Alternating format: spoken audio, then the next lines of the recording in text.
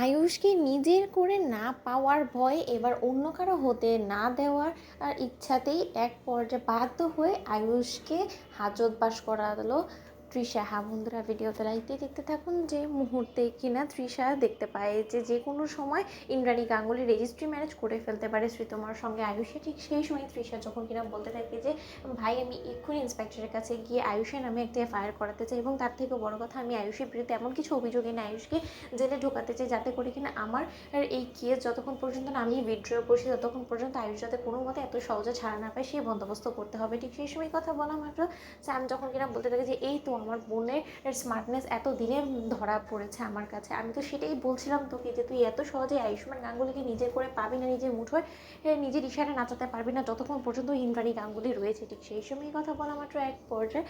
যখন কিনা তৃষা মিথ্যে অভিযোগের ভিত্তিতে ইন্সপেক্টরকে বলে এক পর্যায়ে আয়ুষের হাতে হাত করা পড়ে, এবং আয়ুষ যখন কিনা নিজের মনের ভাবটা প্রকাশ করার আগেই যখন ইন্সপেক্টর এসে আয়ুষকে ধরে বেঁধে নিয়ে যায় এবং বলতে থাকে যে মিস্টার আয়ুষ্মান গাঙ্গুলি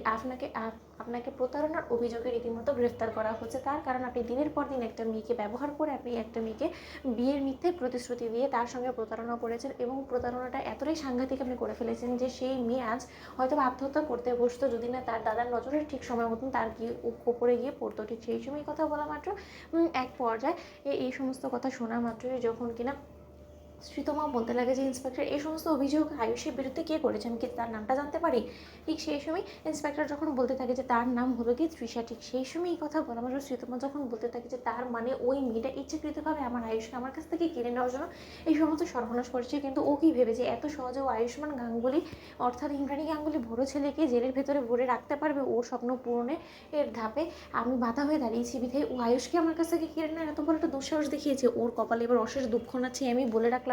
আন্টি। ঠিক সেই সময় ইন্দ্রাণী গাঙ্গুলি যখন বলতে থাকে যে ওই স্যাম এত দূর অবধি বার বেড়ে গিয়েছে যে ও আমার সন্তানকে আমার কাছ থেকে কেড়ে নেওয়ার জন্য ও শেষে কিনা ওর বোনকে দিয়ে এরকম মিথ্যে অভিযোগ করেছে ইন্সপেক্টর। আমি আপনাকে বলে রাখছি ওদেরকে আমি কোনো মতেই ছাড়বো না, কিন্তু তার আগে আপনি এই সমস্ত মিথ্যে অভিযোগ প্রমাণিত না হওয়া সত্ত্বেও কী করে আমার ছেলের হাতে হাত করা পড়ানো সেই দুঃসাহসটা আপনি দেখালেন বলুন তো? ঠিক সেই সময় কথা বলা মাত্র ইন্সপেক্টর যখন বলতে থাকে যে কী করে দেখালাম সেটা বড় প্রশ্ন নয়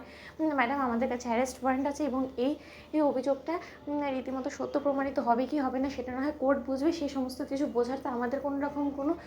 এত চাপ নেই। আপনার যা প্রমাণ করার সেটা আপনি কোর্টে প্রমাণ করবেন, এবার বাকি লড়াইটা না হয় কোর্টে মুখোমুখি হবে। ঠিক সেই সময় এ কথা বলা মাত্র কুসুমের কানে যখন কিনা এই খবরটা যায়, ঠিক সেই সময় কুসুম এক পর্যায়ে আয়ুষের প্রাণ ভিক্ষা চাইতে লাগে শ্রীতমার কাছে, এবং কুসুম বলতে থাকে যে শ্রীতমা ম্যাডাম আমি শুধু আপনার কাছে এতটুকু অনুরোধ করছি যে আপনি আয়ুষ অর্থাৎ ছোট সাহেবকে আপনি প্রাণে রক্ষা করুন, তার কারণ তার প্রাণ এখন আপনি একমাত্র বাঁচাতে পারেন। তো বন্ধুরা লাইক শেয়ার করে সাবস্ক্রাইব করতে ভুলো না।